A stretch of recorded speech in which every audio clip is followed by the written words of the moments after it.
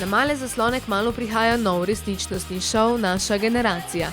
To ni običajen šov, je pravi družbeni eksperiment. 5 oseb mlajših od 30 in 5 starejših od 60 postaviti v hišo s 3 spalnicami in 1 kopalnico. Zimbardo bi bil ponosen. Vsi tekmovalci so se včeraj zbrali na kupu, da premierno pogledajo prvo oddajo, nas pa je zanimalo, odkot odločitev za sodelovanje. Kljub temu, da ni bilo še nikjer nič jasno, ali bom zraven ali ne bom, sem že nekako v svoji glavi si rekel, kakšen izziv pa še lahko sprejmem, ne? Se mi je zdelo, da bomo mogoče med mladimi in starejšimi imeli mi med sabo neke pogovore o tem, kaj lahko zboljša, kdo ne. Pogosto se zgodi, da imamo v skupnem gospodinjstvu mlajši precej težav s starejšimi.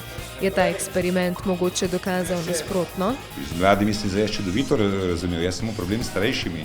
S starejšimi se nisem razumel, zato so me tudi kaznovali. En dan popolni tujci, naslednji dan že so stanovalci.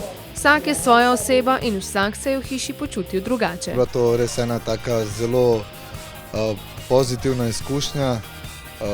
Noter smo se imeli res vsi fajn, vsaj z moje strani. Jaz res upam, da ni bilo do nobenega od tekmovalcev, da nisem nekako se zameril na en način.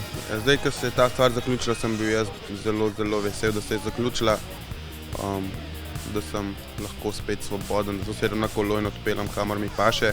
Kljub različnim osebnostim pa so si glede uspeha šova vsi enotni. Ja, po moje bo, ker je res nekaj, kar še ni bilo tako zelo zanimivo, tudi malo srhljivo, tako da mislim, da bojo z veseljem gledali. Šov Naša generacija si lahko na Planet TV ogledate drug teden v četrtek in skozi vsako oddajo doživite nov eksperiment.